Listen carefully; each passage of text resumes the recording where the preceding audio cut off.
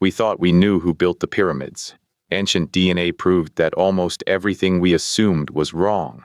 For 3,000 years, ancient Egypt was one of the most powerful and most documented civilizations in human history. Its monuments are the most recognizable structures on Earth. Its art has been studied, catalogued, and argued over since Napoleon's scholars first began systematically recording it during the French expedition of 1798. Its religion, its medicine, its agricultural techniques, its systems of writing and governance, all of it documented in extraordinary detail. Preserved by the same dry desert climate that turned its dead into mummies and kept its papyrus intact for millennia.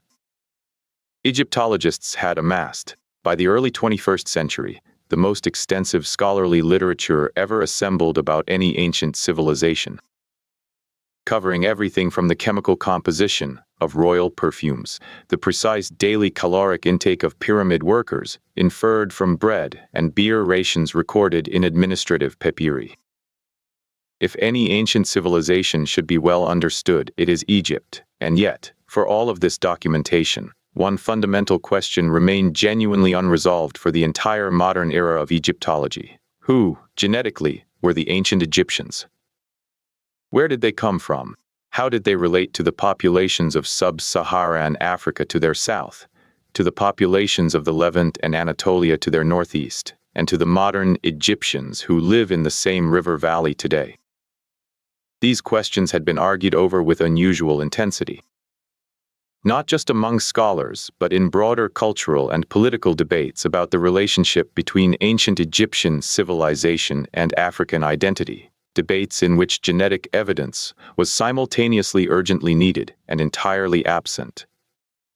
Because extracting usable DNA from ancient Egyptian remains had, for decades, proven essentially impossible, the problem was chemical. Mummies, however well preserved they appear on the outside, are extraordinarily difficult sources of ancient DNA. The embalming process itself, involving the application of resins, natron salts, oils, and aromatic compounds, degrades genetic material at the molecular level in ways that burial in cold soil does not.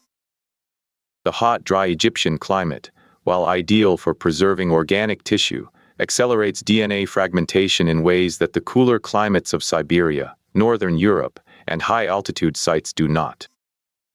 Researchers had attempted to extract DNA from Egyptian mummies repeatedly since the 1980s, when ancient DNA analysis first became technically feasible, and had consistently failed to produce results reliable enough to publish with confidence. Contamination was the persistent enemy, from the researchers themselves, from museum staff who had handled specimens over decades or centuries, from the microbial environment of tombs, and from the chemical preservatives applied by ancient embalmers and later restorers. For 30 years, ancient Egyptian DNA remained effectively out of reach, a tantalizing gap at the center of one of the world's most studied civilizations. That changed in 2017. A team led by Johannes Krause and Wolfgang Hack at the Max Planck Institute for Evolutionary Anthropology in Leipzig published a study in Nature Communications that represented a genuine technical breakthrough.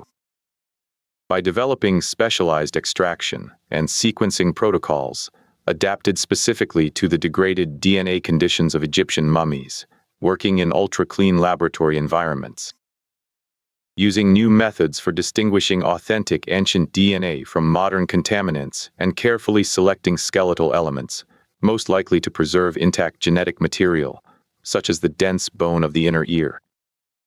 The researchers managed to recover reliable genetic data from 90 individuals, spanning a period from approximately 1400 BCE to 400 CE, covering the New Kingdom, the Late Period, the Ptolemaic era, and the early Roman period of Egyptian history.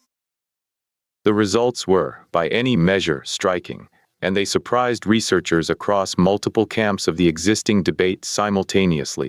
The ancient Egyptians tested in this study showed a genetic profile overwhelmingly oriented toward the ancient Near East.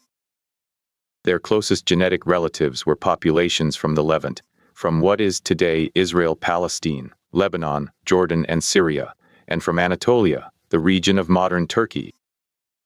They showed significant genetic affinity with Neolithic European populations, consistent with the broader pattern of Neolithic ancestry that had spread from Anatolia across both Europe and the Levant during the agricultural revolution. What they did not show in significant quantities was sub-Saharan African ancestry.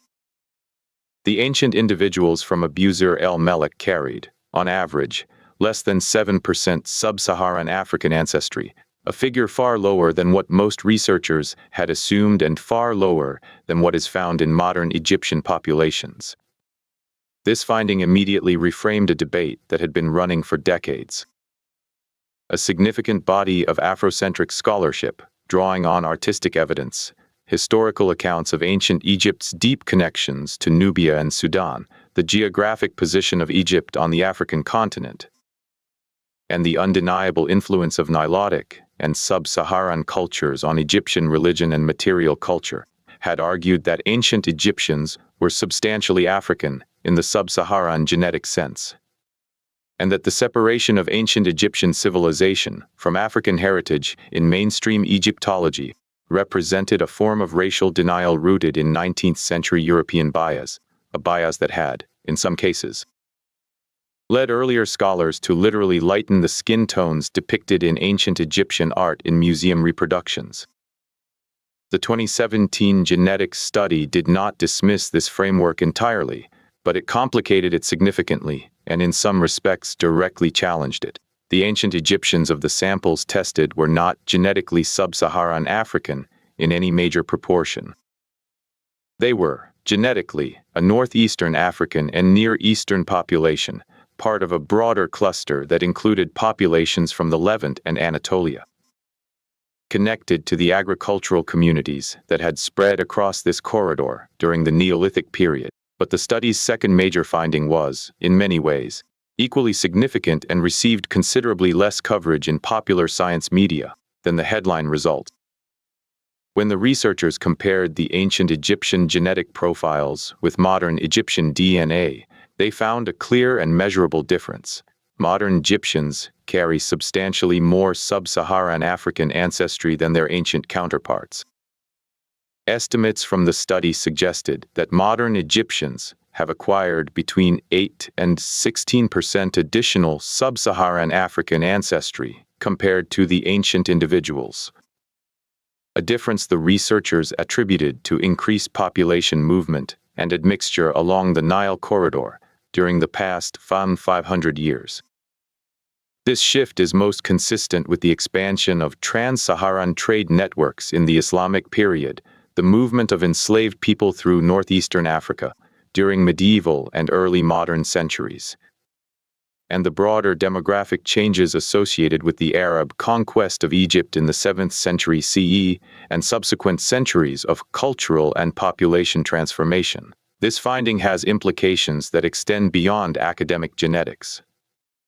It means that the genetic profile of modern Egyptians, however continuous it may be in other respects with the ancient population, reflects a significant layer of post-ancient admixture that was not present during the era of the pharaohs.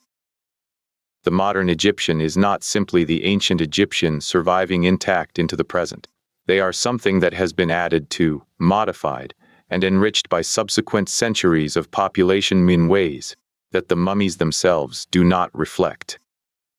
The study also touched, indirectly but importantly, on the question of the pyramid builders themselves. The individuals sampled at Abu Zir el-Melek lived during the New Kingdom and later periods, not during the Old Kingdom era when the Great Pyramids at Giza were constructed, roughly 2600 to 2500 BCE. The Old Kingdom population may have had a somewhat different genetic profile from the later populations tested. But the broader picture the genetics paints, of an ancient Egyptian population genetically connected primarily to the Levant and the Fertile Crescent, rather than to sub-Saharan Africa, is consistent across the period studied and most likely applies, with some variation, to the earlier periods as well. What this means for the question of who built the pyramids is, in genetic terms, more specific than any previous answer had been. The people who conceived, planned, and executed the construction of the Great Pyramid of Giza were genetically related most closely to the populations of the ancient Levant and Anatolia, populations that were also ancestral to much of the population of ancient and modern Europe. They were not the sub-Saharan African population of popular imagination, whose cultural connection to the monuments has been politically and emotionally significant, but does not reflect the genetic reality of the ancient Nile Valley population. Nor were they the proto-European racial category that 19th-century European scholars sometimes imposed on the ancient world to claim Egyptian achievements for Western civilization. They were something more specifically themselves, a northeastern African river civilization whose genetic roots lay in the agricultural communities of the ancient Near East, adapted over millennia to the specific ecological, spiritual, and cultural conditions of the Nile Valley, producing in that particular place and time something that has never been replicated anywhere else on Earth. There is a person living today in Cairo whose genome carries measurable genetic continuity with the people who constructed monuments that have stood for 4,500 years. That continuity is real, documented in the 2017 study and subsequent research, even as it is layered under subsequent centuries of additional admixture that reflect the full complexity of Egypt's post-pharaonic history, the Greek Ptolemaic dynasty, the Roman occupation, the Arab conquest, the Ottoman period, the centuries of trans-Saharan trade. All of those layers are present. None of them erases the ancient foundation. The ancient Egyptians were never the racially pure or racially categorized population that any modern political framework has wanted to claim. They were a population at the crossroads of Africa and Asia, drawing genetic heritage from the agricultural revolution that reshaped the ancient Near East. Building along one of the world's great rivers a civilization whose monuments outlasted every political and demographic transformation that followed. History is not written in books, it is written in genomes. And the ancient Egyptian genome, extracted at last after 30 years of failed attempts, told a story that neither confirmed nor denied the competing claims that had surrounded it for decades, but instead drew a more specific, more precise, and more fully human picture of who these people actually were, a picture not of race but of place, of a river, of a corridor between continents where populations had been mixing and building for thousands of years before the first stone was ever placed at Giza.